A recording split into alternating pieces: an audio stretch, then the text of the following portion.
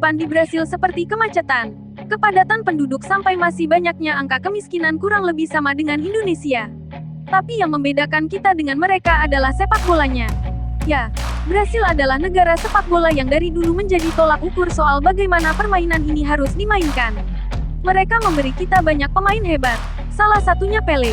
Dan tim mereka saat menjuarai Piala Dunia 1970 bisa dibilang sebagai yang terbaik sepanjang masa.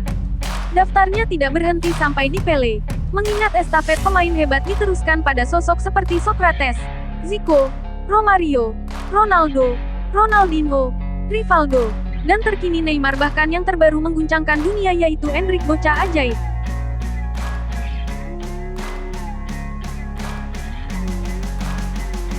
Mereka telah memenangkan Piala Dunia lebih sering daripada negara lain dengan gelar 5 Piala Dunia. Dan mereka satu-satunya tim yang bermain di setiap turnamen Piala Dunia. Mengapa si Brazil begitu hebat untuk urusan sepak bolanya? Kita bahas faktor apa saja yang membuat negara ini terkenal dengan bintang-bintang sepak bolanya. Inilah faktor-faktornya. 1. Jumlah penduduknya yang banyak. Brasil merupakan negara dengan salah satu populasi terbesar di dunia. Namun mereka masih kalah dari Tiongkok, India, Amerika Serikat dan negara kita Indonesia. Jika negara-negara tersebut menang dalam jumlah penduduk, Brasil boleh jemawa karena mereka tetap yang terdepan di lapangan hijau sebagaimana sepak bola adalah agama buat penduduk di sana. Brasil bisa dikatakan adalah tempat berkembang biak yang sempurna bagi mereka yang bergairah soal sepak bola. Karena di sana infrastruktur pendukungnya telah lengkap. Belum lagi banyaknya ex-pemain yang menjadi pelatih yang tentu akan meningkatkan skill dan kemampuan calon penerus masa depan Brasil. Anak muda sampai usia dewasa memainkan sepak bola di sana baik di lapangan atau di gang-gang sempit jalanan Brasil.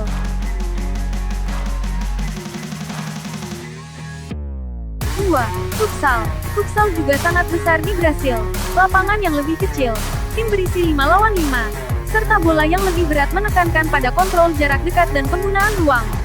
Bintang sepak bola Pelé berkata kalau bermain futsal membuat Anda berpikir cepat dan bermain cepat.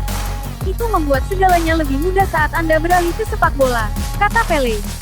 Itu adalah cara mereka mengasah keterampilan, yang juga dilakukan banyak remaja di sana di lapangan kampung atau tepi pantai sekalipun.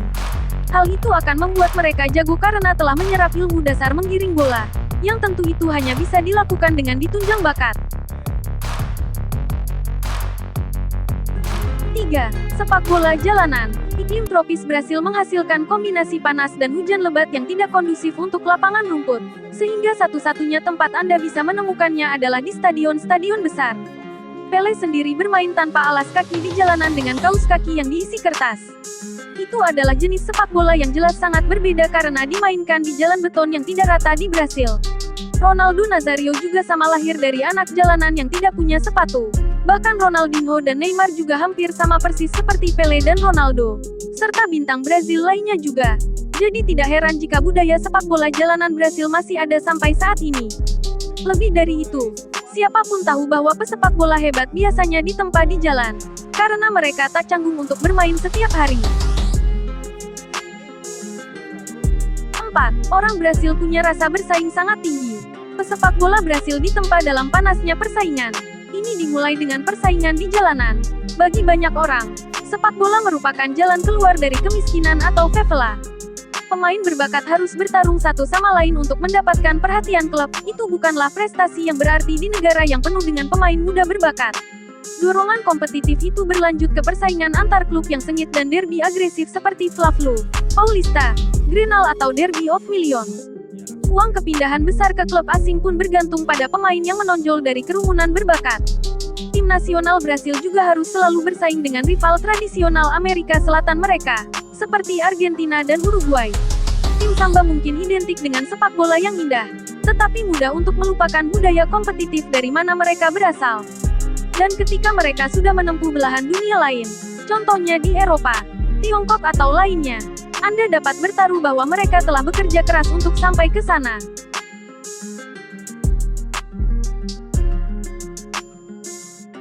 5. Kota yang padat. Sebagian besar penduduk Brasil tinggal di perkotaan. Kota-kota dengan kepadatan penduduk tinggi diantaranya yaitu São Paulo, Rio de Janeiro, Brasilia. Padatnya perkotaan menyisakan sedikit ruang untuk bermain sepak bola sehingga penduduk Brasil memainkannya di gang-gang sempit. Tempat yang sempit dan pantulan bola yang tidak teratur memaksa mereka untuk memiliki refleks yang cepat dan teknik yang bagus. 6. Budaya ingin menang. Sukses pasti melahirkan kesuksesan. Orang-orang Brasil tumbuh dengan menyaksikan superstar mereka mengenakan jersey kebanggaan tim nasional dan menjadi juara sehingga ekspektasinya selalu tinggi. Para supporter mengharapkan tim mereka menang dan terlihat bagus saat melakukannya. Strategi parkir bus di Brasil adalah hal yang paling dekat dengan pengkhianatan sepak bola. Seluruh bangsa diinvestasikan dalam budaya menang tetapi juga untuk menjadi yang terbaik. Mungkin itu yang membedakan mereka dengan negara kita Indonesia. Sulit untuk mengatakan secara pasti apa yang membuat Brasil begitu jago dalam sepak bola. Itu mungkin kombinasi dari semua faktor di atas dan sedikit rahasia Samba yang terus menghasilkan generasi pesepak bola hebat dari generasi ke generasi. Kesimpulannya, orang Brazil memiliki berbagai macam tantangan yang tidak mudah. Mulai dari tantangan geografis, demografi, ekonomi, dan sebagainya. Hal ini membentuk suatu budaya sepak bola yang kreatif dan membawa mereka pada keahlian sepak bola yang mengalahkan dunia. Dengan banyaknya talenta-talenta di Brasil, tidak heran jika Brasil tumbuh menjadi negara eksportir pemain sepak bola terbanyak di dunia.